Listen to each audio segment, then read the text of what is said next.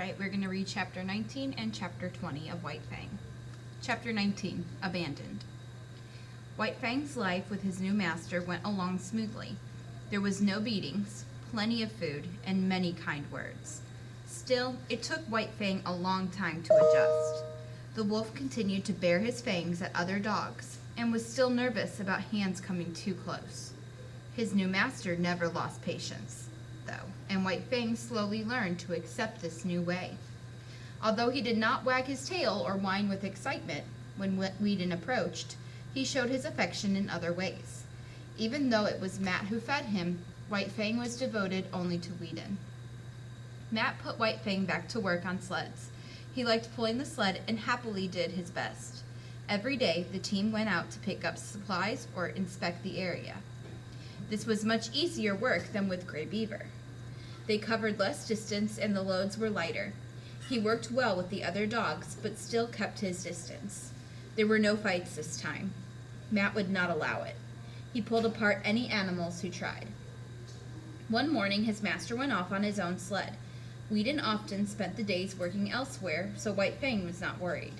This time, though, he did not return in the evening and was still gone the next morning. The other man did not seem bothered. Matt worked the dogs as usual, taking them into town to pick up supplies. White Fang, however, was growing worried. When Whedon was still gone, after several days, he refused to eat. He sat on the porch of their cabin whimpering. He pawed at the front door, hoping his master would open it. But his master was gone. White Fang started to feel that familiar sense of mistrust. His master had disappeared. The wolf suddenly felt forgotten. Matt was worried about the wolf's health, so he brought him inside. He wrote a letter to Whedon telling him about White Fang. The wolf won't work. He won't eat. He wants to know where you've gone. White Fang lay on the floor near the stove, without interest in food or Matt. The man tried talking gently to him, but it did not matter. It was Whedon that he wanted. Late one night, Matt was startled by a low whine coming from White Fang. He was on his feet at last, his ears cocked toward the door. A moment later, there were footsteps on the porch. The door opened, and Whedon stood before them. "Where's the wolf?" he asked. White Fang was standing near the stove. He did not rush forward like the other dogs. He stood watching and waiting. "By George," said Matt. "Look at him wag his tail." Whedon stepped quickly across the room and knelt before his wolf. He rubbed his hands through his fur while White Fang sounded his crooning growl.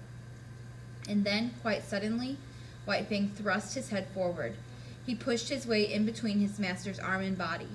Whedon wrapped his arms tightly around him while his wolf continued to nudge and snuggle. White Fang was changing.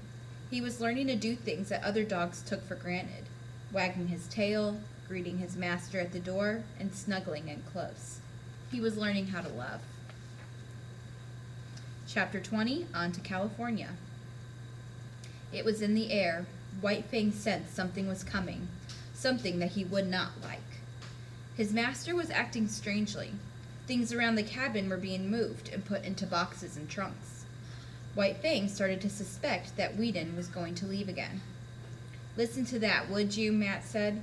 A low, very sad whine was coming through the door from the front porch. "What am I supposed to do?" Whedon asked. "I can't take a wolf to California."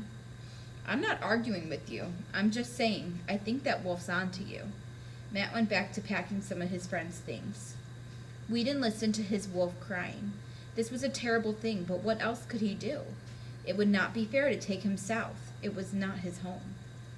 "All right," Matt said. "We're all set. Let's get you to that boat." He finished closing the last suitcase.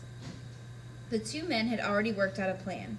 As Matt put together the last few things to carry outside, Whedon called White Fang inside. "I'm hitting the trail, old friend," he said. There were tears in Whedon's eyes. He knew it would be hard saying goodbye, but had not expected to feel this sad. "You can't follow me this time. Now give me a growl. That last goodbye growl." He snuggled with White Fang for the last time. Whedon stood up quickly, walked to the door, and shut it before White Fang knew what was happening. The young man did not even look back. He could not look back. It was too hard. He and Matt walked up the trail to catch the boat, listening to White Fang's howls. The wolf was trapped in the cabin and desperately trying to get out. The sound of him scraping at the front door followed them up the trail. At the boat, Matt helped Whedon bring his bags on board. "You'll take good care of him, won't you?" he said. "And you'll write and let me know how he's doing?" "Of course," Matt answered. "I just hope he forgives me when I get back to the cabin." There was some commotion on board. People near them started to whisper and point. Matt's jaw dropped in amazement. Sitting several feet away from them was White Fang. "Did you lock the front door?" Matt asked. He was very confused.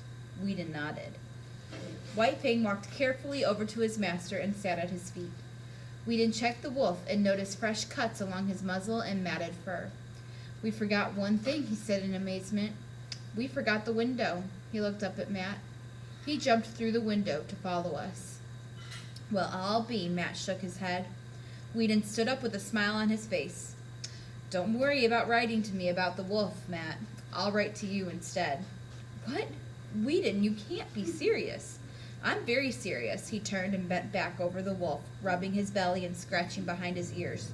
"White Fang is coming home with me."